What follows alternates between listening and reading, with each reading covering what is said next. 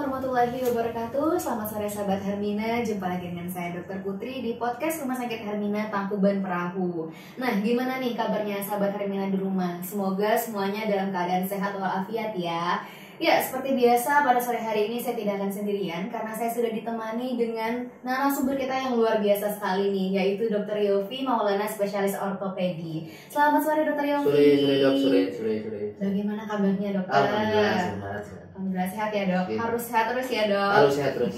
Ya dok, pada podcast kali ini kita akan membahas topik yang sangat menarik ya dok, yaitu tentang trigger finger nih dok. Nah, sebelum kita masuk lebih dalam nih dok, mungkin Dr. Yofi bisa menjelaskan sedikit tentang trigger finger itu apa dokter? Monggo dokter. Oke dok. Jadi sebenarnya podcast ini kan saya mau bawa materi itu tentang beberapa masalah atau penyakit yang sering terjadi pada daerah pergelangan tangan dan sekitarnya dok. Iya dokter. Cuman kan yang paling banyak terjadi di masyarakat itu yang paling kita sering kenal tuh sebenarnya bukan cuma trigger finger dok. Ada 3, ada CTS, ada De Quervain, ada trigger. Cuman mungkin karena keterbatasan waktu ya kita bahas satu persatu dulu. Yang pertama kita bahas trigger finger. Di sini angka kejadian juga sering. Iya dokter. Kenapa kok saya mengambil tema itu, karena kebanyakan selama saya di Hermina kebanyakan ya pasien-pasien trigger finger itu sudah mulai makin banyak dok, dan kebanyakan biasanya pada wanita karena mayoritas yang bekerja pakai aktif jari itu sebenarnya wanita ya. Karena kan biasanya kan pasiennya itu malah kebanyakan mayoritas pekerjaannya ibu rumah tangga. Iya betul. Jadi trigger finger itu kalau kita sebut bahasa awamnya itu jarinya terkunci. Jadi pergerakan dari jari-jarinya terkunci dok.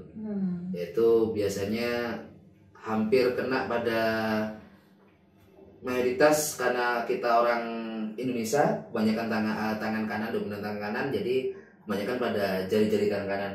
Dan itu bisa terjadi beberapa pasien ada yang 1 jari 2 jari, itu karena tergantung sama aktivitasnya dok. Cuman paling sering biasanya pada jari telunjuk atau jari manis.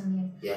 Nah, gejalanya itu sendiri seperti apa dokter? Apakah nyeri atau kesemutan atau gimana dokter? Kalau gejalanya yang sudah datang ke kami, ke poli ortopedi, itu biasanya sudah bukan nyeri lagi dok, tapi jarinya itu terkunci. Jadi jarinya tidak bisa diluruskan. Bahkan ada beberapa kasus itu sampai nyeri dan sampai radang, karena sampai kaku dok. Karena nggak bisa dikembalikan. Jadi saat diluruskan jari-jarinya itu sudah nggak bisa balik dengan normal gitu dok. Gitu dokter. Nah, ini kan dokter sebagai spesialis ortopedi nih dok, pasti kan pasien-pasien datang itu mungkin takut ya dok ya. Duh dokter, apakah dokter bedah, apakah saya harus operasi atau tidak? Apakah semua pasien yang trigger finger atau jari terkunci itu memang harus dioperasi atau tidak dokter? Ya, itu dok. Jadi kadang-kadang itu balik lagi ya dok ya, fenomena yang ada di masyarakat itu kan pasti setiap saya tanya pekerjaannya apa, ya cuma ibu rumah tangga. Padahal kan kita tahu ibu rumah tangga tuh kalau menurut saya pribadi ya, itu juga kalau saya lihat tuh pasti pekerjaan yang paling berat, karena harus ngurusi pekerjaan rumah, masak dan lain, yang sementara itu semuanya menggunakan tangan kita ya.